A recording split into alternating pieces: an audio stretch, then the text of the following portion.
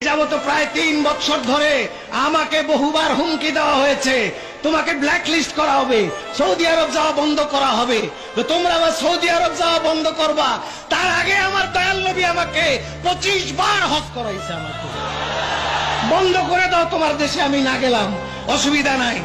আপনার বিরুদ্ধে আন্তর্জাতিক ভাবে মামলা হতে পারে, আন্তর্জাতিক মামলা হলে আমি আরো খুশি, আমাকে নিয়ে জেলে রেখে দেন। আমি আন্তর্জাতিক মামলা কেন, আমি গোটা দুনিয়া ছাড়তে পারি, চাকরি ছাড়তে পারি, মান সম্মান ছাড়তে পারি। যদি আমাকে জঙ্গলের কোন গর্তে বসবাস করতে হয় সেটা আমি রাজি আছি, কিন্তু আমার রাসূলকে আমি বুক থেকে সরাতে পারবো না, আমার রাসূলকে আমি বুঝতে পারবো না। তোমরা যতই যা করো, আমি রাসূলকে বলতে পারবো না।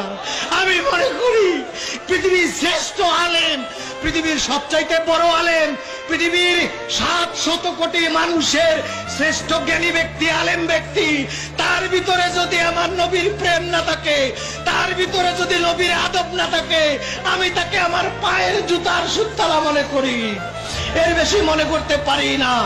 রাস্তার মুচি, রাস্তার চামার, রাস্তার একটা সুইপার যদি তার কলিজায় নবীর প্রেম থাকে, নবীর আদব থাকে, আমি আমার মাথার তাজ তাকে আমি মনে করি। সুতরাং এর ঊর্ধ্বে আমি যেতে পারবো না। সৌদি আরবের দরকার নাই, মক্কার দরকার নাই, মদিনার দরকার নাই, মদিনাওয়ালা মক্কাওয়ালার দরকার আমার।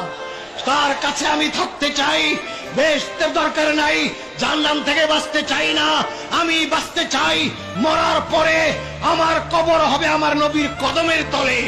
এটাই আমি প্রত্যেক ইমানদারের কামনা হওয়া উচিত।